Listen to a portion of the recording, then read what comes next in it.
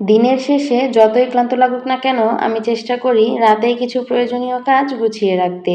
বাজারের জিনিসগুলো ঠিক করে রাখা, রান্নাঘর পরিষ্কার করা আর পরের দিনের ছোট ছোট প্রস্তুতি নিয়ে রাখলে সকালটা অনেক সহজ আর গোছানোভাবে শুরু করা যায়। আজকের ভিডিওতে আপনাদের সঙ্গে শেয়ার করছি আমার সেই রাতের রুটিন। চলুন তাহলে শুরু করা যাক। আসসালামু আলাইকুম। সাদিয়া মামুন ব্লগ থেকে সাদিয়া বলছি। দেশ এবং দেশের বাহিরে যে যেখান থেকেই আজকের ভিডিওটি দেখছেন সকলকে ওয়েলকাম করছি আমার চ্যানেলে। আশা করছি আপনি আপনার পরিবারের সকলকে নিয়ে সুস্থ আছেন এবং ভালো আছেন। আলহামদুলিল্লাহ, আল্লাহ তাআলার অশেষ রহমতে আমার পরিবারের সবাইকে নিয়ে আমি ভালো আছি এবং সুস্থ আছি। আজকের ভিডিওটা আমি শুরু করে দিয়েছি গতকাল রাত থেকে।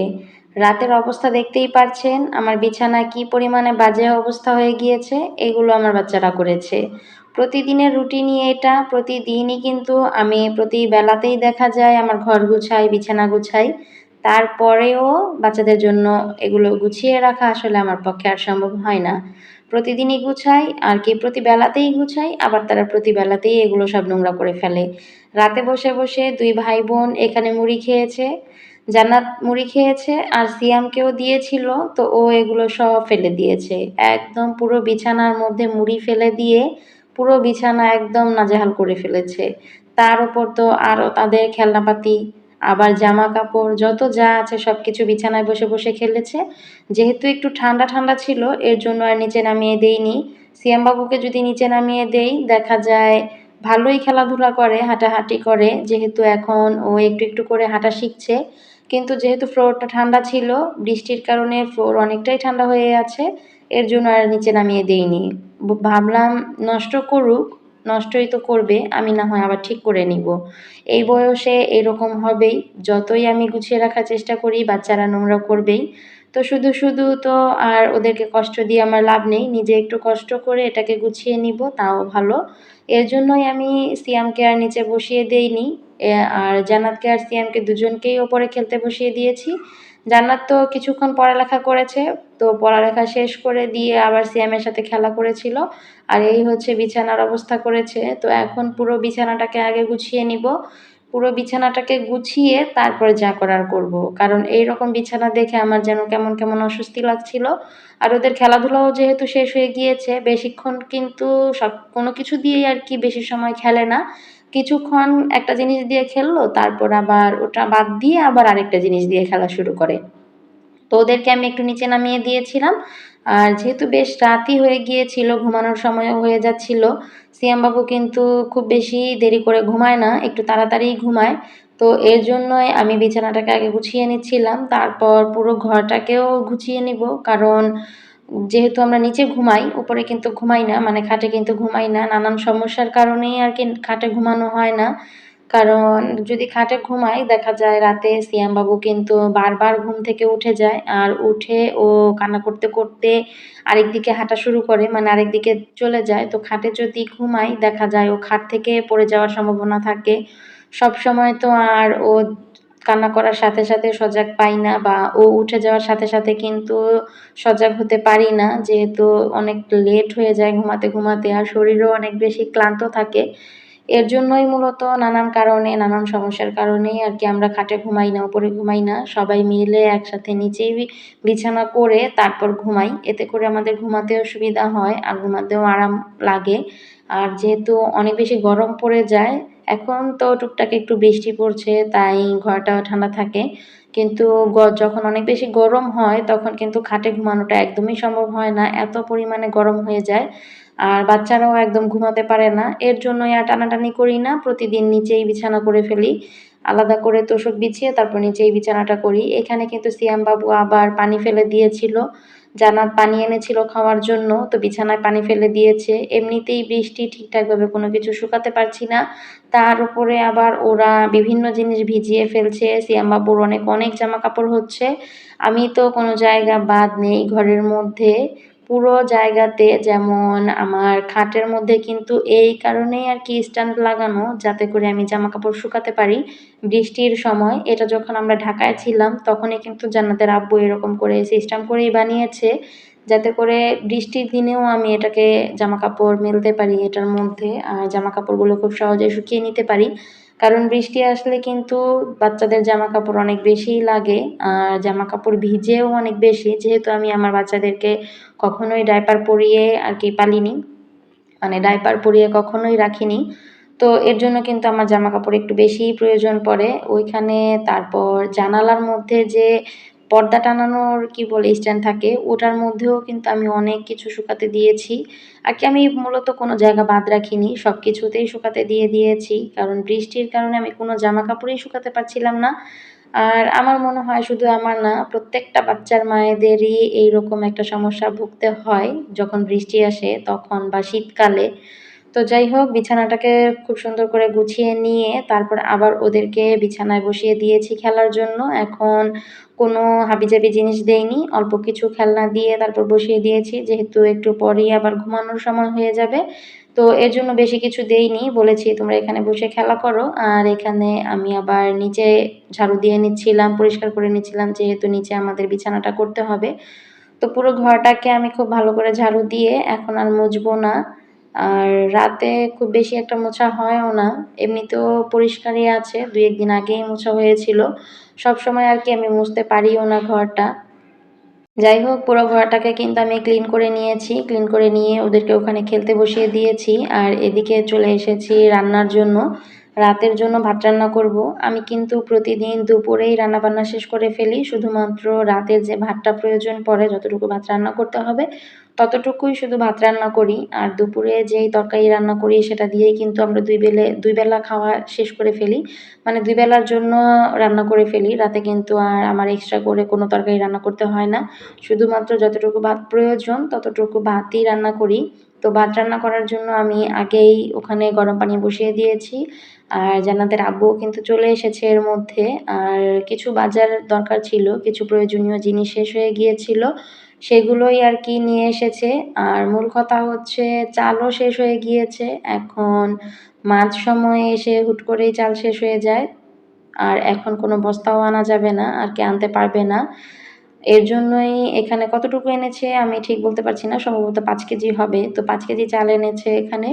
আর এর জন্যই আজকে রান্না করতে একটু বেশিই লেট হয়ে গিয়েছিল। কারণ আমার আগে মনে ছিল না চালের কথা বলতেই যে চাল যে শেষ হয়ে গিয়েছে।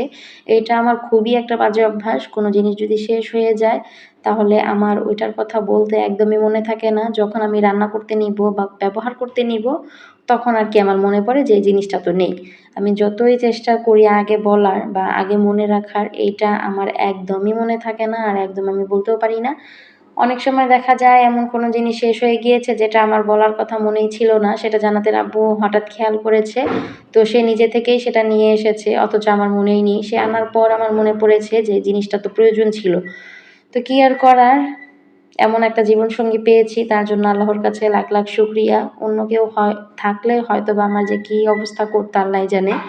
তো যাই হোক এখানে কিন্তু বাজারগুলো আমি গুছিয়ে নিচ্ছিলাম। বাজার বলতে গেলে পেঁয়াজ শেষ হয়ে গিয়েছিল, পেঁয়াজ এনেছে। আর লবণ শেষ হয়ে গিয়েছিল, তো লবণও নিয়ে এসেছে। আর কিছুটা রসুনও এনেছে। কারণ অনেক সময় বিভিন্ন জিনিস বাগার দেওয়ার জন্য যেমন ডাল, তারপর শাক, বিভিন্ন জিনিস বাগার দেওয়ার জন্য কিন্তু রসুনটা প্রয়োজন। তো অল্প কিছু রসুন নিয়ে এসেছে এখানে।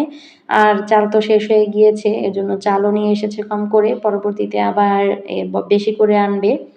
এখন যে কয়দিন একটু আপাতত চলা যায়, তো ওই কয়দিনের জন্য চাল নিয়ে এসেছে। যেহেতু আমরা নিম্ন মধ্যবিত্ত, আমরা চাইলেই কিন্তু সবসময় বেশি করে বাজার করা সম্ভব না আমাদের পক্ষে।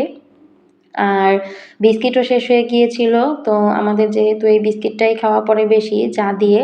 আর চা দিয়েই আমার কাছে মনে হয় এই বিস্কিটের চাইতে অন্য কোনো বিস্কিট খেতে ভালোও লাগে না, যেটা সত্যি কথা।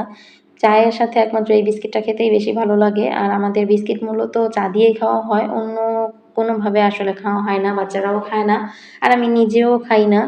আর আনলেও দেখা যায় আমার মনে থাকে না খাওয়ার কথা। এর জন্যই আরকি অন্য কোনো বিস্কিটও আনা হয় না। আর মেয়ের জন্য তো আনা হয়, জান্নাত যেহেতু টিফিনে নিয়ে যায়। তো টিফিনের জন্য যেগুলো আনা প্রয়োজন সেগুলো আনে। আর সেগুলো ছিল এর জন্য আর আনেনি। এখানে যেটা প্রয়োজন ছিল সেগুলোই এনেছে। তো যাই হোক, এখানে কিন্তু আমি বাজারগুলোকে গুছিয়ে নিচ্ছিলাম। আর আজকে সিয়াম বাবুকে আর এই কোনো কিছু এই ধারে কাছে আসতে দেইনি। কারণ ও আসলেই দেখা যায় সবকিছু একদম এলোমেলো করে ফেলে, সবকিছু একদম নষ্ট করে ফেলে, ভেঙে ফেলে। আমার মেয়েটা ছোটবেলায় কিন্তু এত পরিমাণে দুষ্টু ছিল না। এখনো খুব একটা দুষ্টু না, একটু শান্তশিষ্টই থাকে, কথা বলে বেশি। তবে এত পরিমাণে দুষ্টু ছিল না। কিন্তু সিয়াম বাবু যে পরিমাণ দুষ্টু হয়েছে, সারাদিনে এত পরিমাণে জিনিস নষ্ট করে আর এত পরিমাণে আরকি দুষ্টামি করে সেটা বলার বাহিরে। আর মেয়েকে নিয়েও কিন্তু আমি একা সংসারের সব কাজ করেছি। তবে সিয়ামকে নিয়ে কাজ করতে গেলে আমার একেবারেই অবস্থা মনে হয় যেন নাজেহাল অবস্থা হয়ে যায় আরকি। ওর সাথে দৌড়াতে, দৌড়াতে আর এত পরিমাণে ও কাজ করে সেগুলো গুছাতে, গুছাতে পুরো জীবনটাই আরকি তেজপাতা বলবো। তো যাই হোক, বাচ্চারা এরকম করবেই, কিছুই করার নেই। মা হয়েছি, এগুলো তো সহ্য করতেই হবে। আর বাচ্চাদের এই মুহূর্তগুলো মাঝে মধ্যে ভালোও লাগে। জান্নাত যেরকম চুপচাপ থাকতো, খুব বেশি দুষ্টুমি করতো না। তো সিয়াম যেহেতু অনেক বেশি দুষ্টুমি করে, ওর দুষ্টুমিগুলো কিন্তু ভালোই লাগে। আর ছোট বাচ্চাদের এই ছোট, ছোট মুহূর্তগুলো, এই দুষ্টুমিগুলো আমার মনে হয় সারা জীবন আমার মনের মধ্যে থেকে যাবে। জান্নাতেরও কিন্তু ছোটবেলার স্মৃতিগুলো আমার এখনো মনে আছে, খুব ভালো করেই মনে আছে। কোনো মাই হয়তোবা বাচ্চাদের এই মুহূর্তগুলো ভুলে যাবে না। আর বাচ্চাদের এই মুহূর্তগুলো সত্যিই অনেক বেশি আনন্দদায়ক। ভিডিওর এই পর্যায়ে এসে আপনাদের কাছে ছোট্ট একটি রিকোয়েস্ট করে নিচ্ছি। যারা ভিডিওতে লাইক দিতে ভুলে গিয়েছেন, প্লিজ ভিডিওতে একটি লাইক দিয়ে দিবেন। কারণ আপনার ছোট্ট একটি লাইক আমার ভিডিওটা আপনার মতো আরও অনেকের কাছে পৌঁছাতে সাহায্য করবে এবং পরবর্তী ভিডিও বানানোর জন্য আমি অনেক বেশি উৎসাহ পাবো। আর ভিডিওর কোনো অংশ যদি আপনাদের কাছে ভালো লেগে থাকে, তাহলে কমেন্টের মাধ্যমে সেটা জানাতে পারেন। আপনাদের কমেন্ট আমাকে অনেক বেশি অনুপ্রেরণা দেয়। যারা এই ধরনের লাইফস্টাইল ভিডিওগুলো দেখতে পছন্দ করেন, তারা আমার এই ছোট্ট চ্যানেলটিকে সাবস্ক্রাইব করে পাশে থাকা বেল বাটনটি অন করে রাখতে পারেন। এতে করে আমি যখনই ভিডিও আপলোড করব, আপনাদের কাছে নোটিফিকেশন চলে যাবে। আপনারা আপনাদের মূল্যবান সময় থেকে কিছুটা সময় বের করে আমার ভিডিওটি দেখে নিতে পারবেন। আর যারা অলরেডি এই কাজগুলো করে ফেলেছেন, আপনাদের অসংখ্য, অসংখ্য ধন্যবাদ। মন থেকে দোয়া রইল আপনার এবং আপনার পরিবারের জন্য। রাতের বেলায় আমি চেষ্টা করি বেশিরভাগ কাজগুলো গুছিয়ে রাখার জন্য, যতটুকু সম্ভব যা যা করে রাখলে দেখা যায় সকালবেলা খুব বেশি তাড়াহুড়া প্রয়োজন পড়ে না। আর রাতে যদি আমি অনেক কাজ করে রাখি আর কি, যেগুলো করে রাখা যায় আর কি, তো সেগুলোকে করে রাখলে কিন্তু সকালটা খুব সুন্দরভাবেই শুরু করা যায়। সকালে যেহেতু জান্নাত মাদ্রাসায় চলে যায়, তো সকালবেলা ঘুম থেকে উঠেই কিন্তু সবার আগে আমাকে নাস্তাটা রেডি করতে হয়। আর নাস্তা রেডি করতে গেলে যদি রান্নাঘরে এসে দেখি পুরো রান্নাঘরটা এলোমেলো আছে, রান্নাঘরের কোনো কাজই গুছানো নেই, তাহলে কিন্তু তখনই মনে হয় যেন আমার কাজটাই দেরি হয়ে গিয়েছে। আর সেগুলো আমি কিভাবে করব, কখন করব, কিভাবে কোনটা শুরু করব, এগুলো ভাবতে ভাবতেই কিন্তু সময় চলে যায়। জান্নাতকে যেহেতু সকাল ৮টার মধ্যেই রেডি করিয়ে নাস্তা খাইয়ে দিয়ে তারপর হচ্ছে মাদ্রাসায় পাঠাতে হয়। এর জন্য রাতে যদি কাজগুলোকে আমি গুছিয়ে রাখি আর কি, রাখতে পারি, তাহলে কিন্তু সকালে আমার এত বেশি তাড়াহুড়োও লাগে না, আবার এত বেশি ঝামেলাও লাগে না। আবার এদিকে কিন্তু সকালবেলা আমার সিয়াম বাবুর জন্য আলাদা করে নাস্তা রেডি করতে হয়। সিয়াম বাবু কী খাবে না খাবে, আবার সিয়াম বাবুকে খাওয়াতে হয়। তারপর নিজের জন্য নাস্তা করতে হয়, বানাতে হয়। জান্নাতের আব্বু তো সবসময় খায় না দেখা যায়। তো যেদিন খায় ওইদিন আবার সবার জন্যই নাস্তা বানাতে হয়।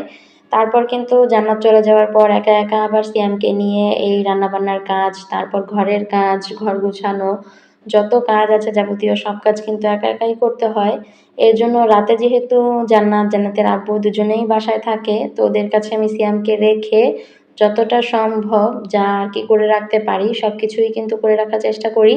এতে করে দেখা যায় সকালবেলা কিন্তু অনেক শান্তিতে একটা সকাল শুরু করা যায়। কোনো রকম ঝামেলা থাকে না। অনেক আরকি স্বস্তির একটা নিঃশ্বাস ফেলা যায়। সকালবেলা যদি রান্নাঘরে এসে দেখি পুরো রান্নাঘরটা একদম গোছানো আছে, তখন কিন্তু সত্যিই মনটা অনেক বেশি ভালো হয়ে যায়। আর সকালবেলা সুন্দর একটা সকাল যদি শুরু করা যায়, তাহলে আমার মনে হয় সকালের শুরুটাই হচ্ছে আসল। সকাল যদি আপনি শুরুটা খুব ভালো করে করতে পারেন, আপনার পুরো দিনটাও ভালো যাবে, এটা আমি বিশ্বাস করি। আর সকালবেলায় যদি দেখা যায় মন মেজাজ খারাপ হয়ে যায়, যদি আমি রান্নাঘরটাকে এলোমেলো দেখি, এত, এত কাজ জমে আছে দেখি, আমার মনে হয় পুরো দিনটাই তখন নষ্ট হয়ে যায়। বাজারগুলো গোছানো কিন্তু শেষ হয়ে গিয়েছে। তারপর চালটাকেও কিন্তু আমি রেখে দিয়েছি চালের ড্রামে। এরপর চালটাকেও ধুয়ে নিয়েছি ভাত রান্নার জন্য। ওইদিকে কিন্তু আমার পানিটাও গরম হয়ে গিয়েছে। ভাত রান্নার জন্য যেই পানি গরম বসিয়েছিলাম, তো পানিও কিন্তু বলক চলে এসেছে। এর জন্য আমি এখন ভাত রান্নাটা বসিয়ে দিব। মানে চালের মধ্যে পানিটা দিয়ে ভাতটা বসিয়ে দিয়েছি। পানি দেওয়ার পরপরই কিন্তু আমি সবসময়ই চালটাকে একটু নেড়ে দেই।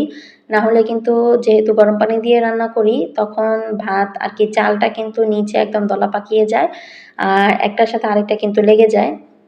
এর জন্য চালের মধ্যে আমি যখনই পানি দেই, পানি দেওয়ার সাথে সাথেই চালটাকে একটু নেড়ে দিয়ে তারপর ঢাকনা দিয়ে ঢেকে দেই। আর ইনফ্রারেড চুলাতে রান্না করতে গেলে চেষ্টা করি সবসময়ই, আপনাদের সাথেও শেয়ার করছি। তো যদি সব রান্নাই যদি আপনি একটু ঢাকনা দিয়ে ঢেকে ঢেকে রান্না করতে পারেন, তাহলে কিন্তু রান্নাটা অনেক বেশি দ্রুত হয়ে যায়। কারণ ইনফ্রারেড চুলায় কিন্তু রান্না করতে গেলে গ্যাসের চুলার চাইতে সময়টা একটু বেশিই লাগে। তো ঢাকনা দিয়ে ঢেকে যদি রান্না করা যায়, তাহলে কিন্তু আর এত বেশি সময় লাগে না। তখন কিন্তু খুব তাড়াতাড়ি রান্না করা যায়। যেকোনো জিনিস যদি একটু বুদ্ধি খাটিয়ে কাজ করা যায়, শুধু রান্না না, যেকোনো কাজই হোক, একটু বুদ্ধি খাটিয়ে যদি করা যায়, তাহলে কিন্তু সেটা খুব সহজেই সম্পন্ন করা যায়। আর যদি একটু বুদ্ধি না খাটানো যায়, তাহলে দেখা যায় ওই কাজটা করতে অনেক বেশি সময় লেগে যায়, অনেক বেশি ঝামেলাপূর্ণ মনে হয়। এই তো তারপর কিন্তু আমরা রাতের খাওয়া-দাওয়াটাও করে নিয়েছি। মাঝখানে ভাতও কিন্তু হয়ে গিয়েছিল। তো রাতের খাওয়া-দাওয়া শেষ করে ওইদিকে জান্নাতের আব্বু সিয়ামকে আর জান্নাতকে ঘুম পাড়িয়ে দিচ্ছিল। আর আমি কিন্তু থালাবাটিগুলোকেও একদম ফ্রেশ করে ক্লিন করে নিয়েছি। পুরো রান্নাঘরটাকেও পরিষ্কার করে নিয়েছি যাতে সকালটা সুন্দরভাবে শুরু করতে পারি। তো আজকের ভিডিওটা কিন্তু এ পর্যন্তই থাকছে। সবাই ভালো থাকবেন, সুস্থ থাকবেন এবং আমার পরিবারের জন্য দোয়া করবেন। আল্লাহ হাফেজ।